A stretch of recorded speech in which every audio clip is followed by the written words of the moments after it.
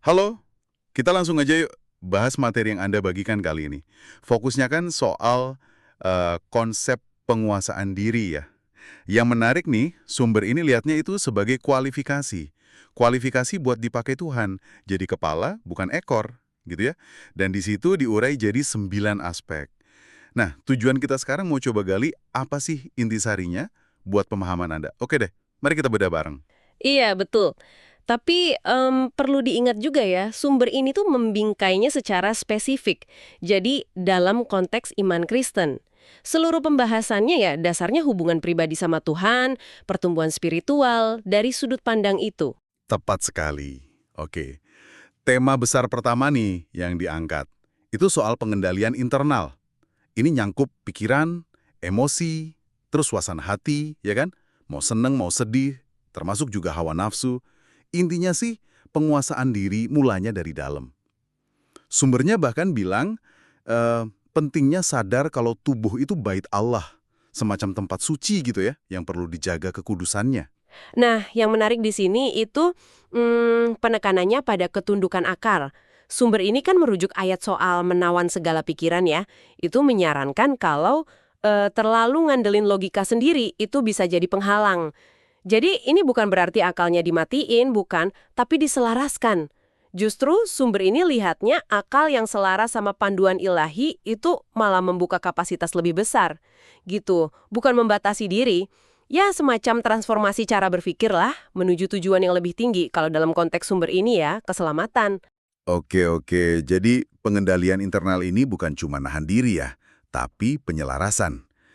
Terus gimana sama ekspresi luarnya? Tema kedua kayaknya soal ekspresi terkendali dan disiplin nih, terutama ucapan sama tindakan. Benar, benar. Sumber ini, wah nekenin banget soal kuasa lidah. Pentingnya jaga ucapan, hindari kata sia-sia.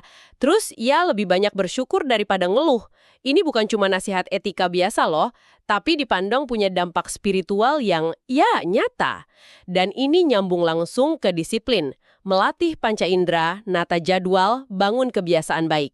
Referensi kayak berjaga-jagalah dan berdoalah sama menaklukkan tubuh itu ya dihadirkan sebagai latihan konkretnya. Latihan konkret. Lalu, gimana sumber ini lihat strategi di balik disiplin itu? Apa cuma sekedar aturan aja gitu? Justru enggak. Sumber ini malah sarankan strategi yang proaktif. Misalnya, memulai hari itu dengan kesadaran akan tujuan ilahi dan penyerahan diri atau surrender. Ini kayak gimana ya? Membangun kerangka mental gitu supaya keputusan kita seharian itu tetap fokus, nggak gampang goyah sama situasi sesaat.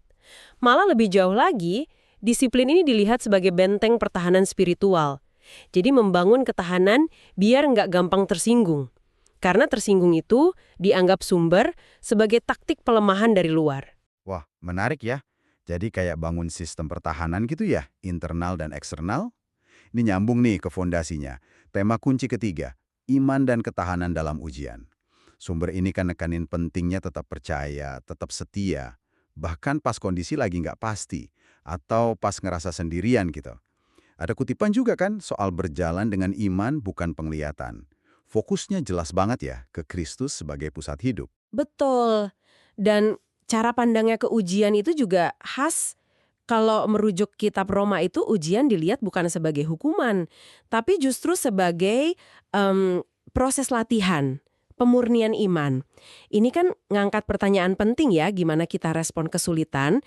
Nah, sumber ini dorong kita lihatnya pakai kacamata roh. Maksudnya dari sudut pandang iman dan tujuan ilahi. Jadi ujian itu proses pembentukan karakter, yang ujung-ujungnya itu kemenangan dan kuasa. Gitu katanya. Berarti kesadaran diri itu juga penting ya perannya dalam proses pemurnian ini. Tepat sekali, penting banget. Sadar di mana area lemah kita itu krusial. Sumber ini ngaitinnya sama kebutuhan buat terus memperbarui akal budi, biar gak serupa sama dunia istilahnya. Ini kan sejalan ya sama konsep buah roh dalam tradisi Kristen, penguasaan diri itu salah satu hasilnya.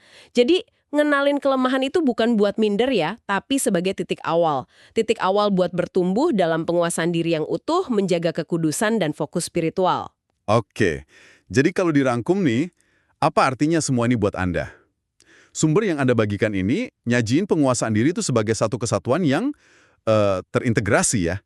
Pikiran, tindakan, disiplin, iman, semuanya nambung, dan akarnya itu ya hubungan dengan Tuhan dari perspektif Kristen yang tadi diurai itu.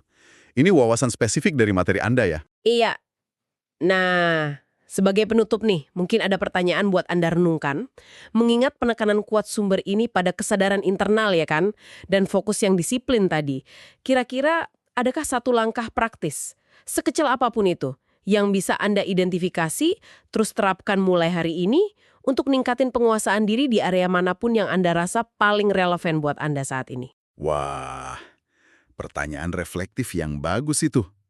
Oke, terima kasih sudah menyimak penelusuran kita kali ini ya. Sampai jumpa di sesi berikutnya.